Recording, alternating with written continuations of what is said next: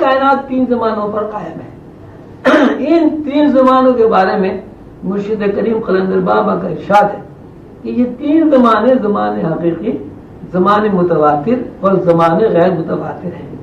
زمان متواتر وہ زمانہ ہے جس زمانے میں ہم عالم ناسوت کی زندگی گزار رہے ہیں۔ زمان متواتر جس میں ہر آن ہر لمحہ حواس منقسم ہو کر ہمیں زندگی میں کام آنے والے جذبات سے آشنا کرتی ہے۔ نظر آنے والی کائنات کے تمام افعال و حوادث کو زمان متواتر کے پیمانے سے ناپتے ہیں۔ یہ بات ہمارے سامنے ہے کہ ہماری زندگی کا کوئی ایک لمحہ ایسا نہیں ہے جو قائم ہو۔ ہماری زندگی کا ہر لمحہ متغیر ہے۔ ہم یہ بات جانتے ہیں کہ ہم قدم اٹھانے کے بعد دوسرا قدم اٹھاتے ہیں تو پہلا قدم متغیر ہو جاتا ہے، تب دوسرا قدم اٹھتا ہے۔ یعنی زندگی کا کوئی لمحہ اس وقت تک لمحہ نہیں کہا جا سکتا جب تک اس میں تغیر واقع نہ ہو۔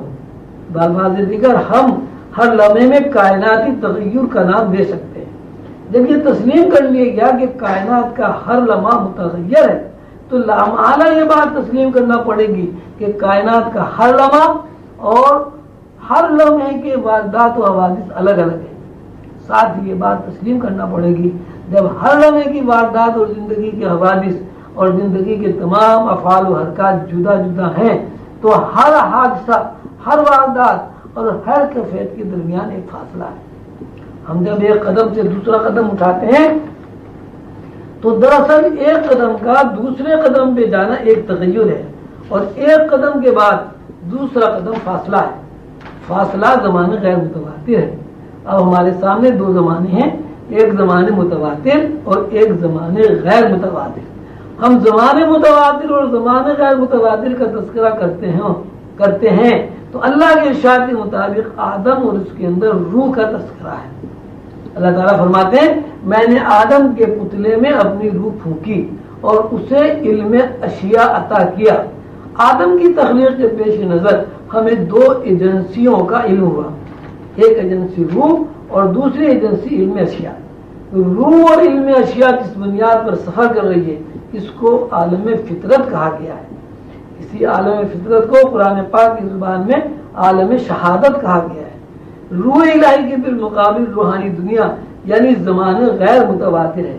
زمان غیر متواتر کو قرآن عالم غیب کا نام دیتا ہے۔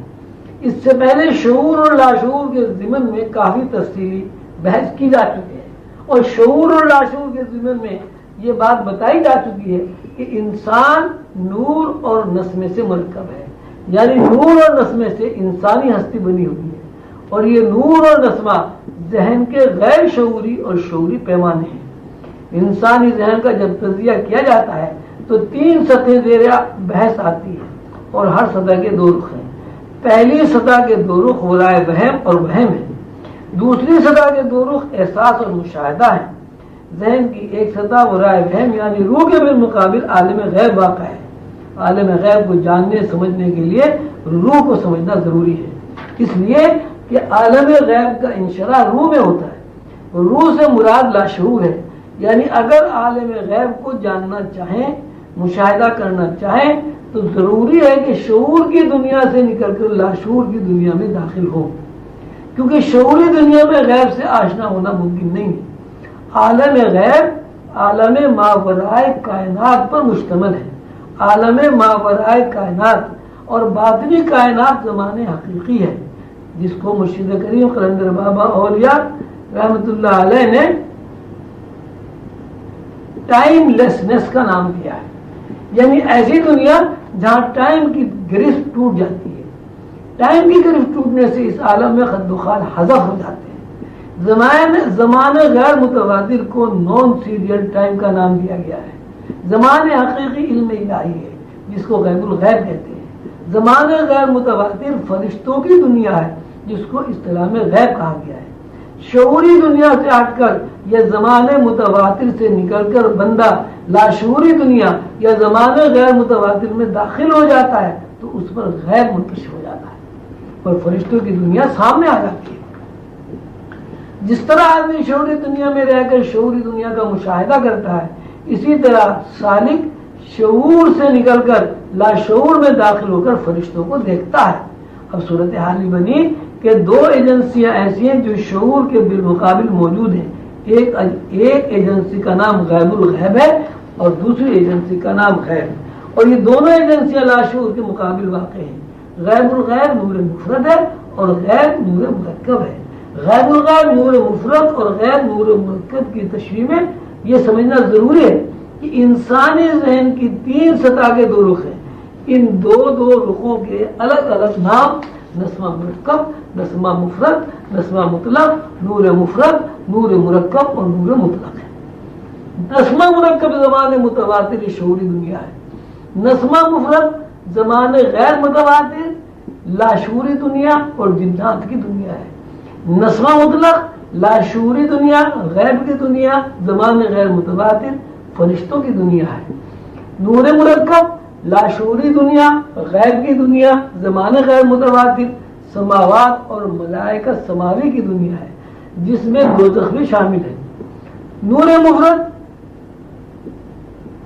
لاشعوری دنیا، زمان غیر متواتر غیب کی دنیا، ملائکہ اعلیٰ کی دنیا ہے جس میں عرش، کرسی، بیت المعمور شامل ہے. نور مطلق لاشعوری دنیا یعنی لاشعوری دنیا کا وہ حصہ جسے غیب الغیب کہا گیا ہے. زمان حقیقی اور وہ عالم جس عالم میں خد و خال نہیں ہے یعنی حجاب عظمت، حجاب کبریا، حجاب محمود کا عالم ہے. اس عالم میں تجلیات زیر بحث آتی ہے. یہ تذکرہ ہے ایک سطح کا جس کو غیر متواتر کہا ہے. غیر متواتر سے نکل کر زمان حقیقی میں انسان داخل ہو جاتا ہے. انسانی ذہن کے باقی 5 رخ یعنی شعوری دنیا، شعوری تجربات، شعوری واردات و کیفیات 5 رخوں پر قائم ہے. پہلا رخ وہم، دوسرا رخ خیال، تیسرا رخ تصور، چوتھا رخ احساس اور 5واں رخ مشاہدہ ہے. ان 5 رخوں کے بالمقابل عالم فطرت واقع ہے. عالم فطرت سے مراد یہ ہے کہ وہ اطلاعات ہیں جو بحیثیت مخلوق کے ہر مخلوق کے لیے ایک اطلاع ہے، لیکن ہر مخلوق اس اطلاع کو اپنی حدود میں رہ کر قبول کرتی ہے اور اپنی طرف سے اس میں کوئی تصرف نہیں کر سکتی. اس کی مثال پچھلے اسباق میں دی جا چکی ہے کہ شیر کبھی گھاس نہیں کھاتا، بکری کبھی گوشت نہیں کھاتی. جب ہم اطلاع کا تذکرہ کرتے ہیں تو یہ بات ہمارے سامنے ہے کہ بھوک کی اطلاع پر مخلوق میں ہر مخلوق کے اندر بھوک ہے اور بھوک کو رفع کرنے کے لیے معنی پہنانا عالم فطرت ہے. عالم غیب کے لمحات سے ہمارا شعور ناواقف ہے لیکن روح آگاہ رہتی ہے. غیب الغیب لاتناہیت یعنی زمان حقیقی ہے. اس لاتناہیت کے مقابل پر متناہیت کی ایک ماہیت ہے. ہر تناہیت کی ماہیت کو علم کہا جاتا ہے. یہی وہ علم ہے جو لاتناہیت کے اندر تجسس کرتا ہے. یا بلفاظ دیگر علم ایک ایسی ہستی جو افہام و تفہیم میں لگی رہتی اور لاتناہیت کی روشنی کو معلوم کرنا چاہتی ہے. علم کی ہستی لاتناہیت کی روشنی کو تلاش کرتے کرتے جس روشنی کو پا لیتی ہے ان کو اپنے اندر جذب کرتی ہے اور جس روشنی کو جذب کرتی ہے اس روشنی کی ہستی علم کی ہستی میں مستقل نقش بن جاتی ہے. یہی نقش نو ہے، یہی نقش زمانے غیر متواتر ہے. اس بات کو سمجھنے کے لیے مزید اس طرح تشریح کی جائے گی کہ نو جب فرد کی حیثیت میں ہوتی ہے تو زمانے متواتر ہے. افراد جب ہستی میں ہوتے ہیں زمانے غیر متواتر. فرد کا وجود زمانے متواتر، نو کا وجود غیر متواتر ہے. ہر نو ایک علم ہے. ہر نو یہ جانتی ہے کہ میں انسان ہوں، فرشتہ ہوں، جنات ہوں، پہاڑ ہوں، گھاس ہوں، درخت ہوں. نو کی موجودگی دراصل علم ہے جو زمانے حقیقی سے منتقل ہوتی ہے. نو جب اس علم کو دہراتی ہے تو نتیجے میں افراد کائنات وجود میں آتے ہیں. یعنی نو اپنی ہستی کے علم کو برقرار رکھتے ہوئے علم کو دہراتی ہے تو نو کے افراد کی تخلیق ہوتی ہے. زمین پر بکری کی نو اس لیے موجود ہے کہ یہ نو خود کو برقرار رکھنے کے لیے اپنے نو علم کو دہراتی ہے اور اس علم کو دہرانا ہی نو افراد کی موجودگی کا ضامن ہے. نو کا علمی اعتبار سے خود کو دہرانا ایک طرف تناہیت کے درجے میں. یہ تناہیت کے درجے میں جب علم دہرایا جاتا ہے تو افراد تناہیت کے درجے میں تخلیق پاتے ہیں. افراد کا اپنی نو کے ساتھ اشتراک مرتبہ تنہیت یہ غیب ہے، اور 9 کے علم کے دہرانے کو مرتبہ لا تنہیت یا غیب الغیب کہتے ہیں۔ 9 کا علم درجہ تنہیت یعنی لا تنہائی علم جب تنہیت کے درجے میں داخل ہوتا ہے تو 9 بن جاتی ہے۔ جب 9 کا درجہ تنہیت میں جب 9 کا درجہ تنہیت میں داخل ہوتا ہے تو کسی 9 کا فرد بن جاتا ہے۔ فرد کے ظہور کو عالم شہادت کہا جاتا ہے، اور یہی عالم شہادت زمانے متواتر ہے۔